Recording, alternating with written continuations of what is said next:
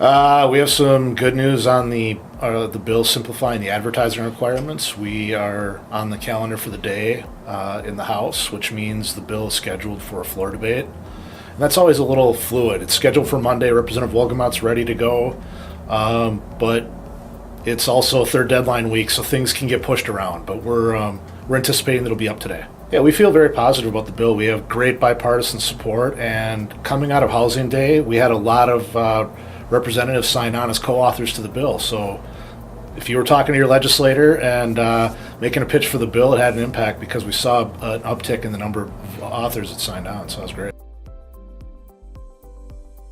Yeah, we've talked a lot about paid family leave in the legislative updates this year. The bill is continuing to move through the House. Quick Senate update, the Senate hasn't heard anything on this. They haven't heard the companion bill, so there isn't any movement on that side. But we continue to work with the bill author on the House side, Representative Halverson, who's also the Commerce Committee chair.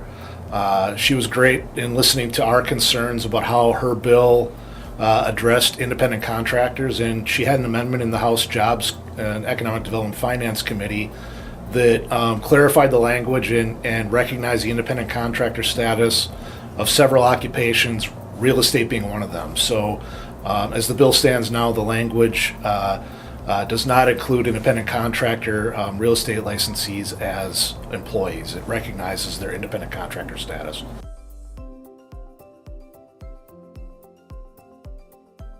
Session's hitting the serious crunch time now. This week is third committee deadline. What that means is there are going to be a lot of long days and late nights as both the Senate and the House pass their omnibus bills, finance and tax bills, out of committee and send them to the floor. That has to all be completed by Friday.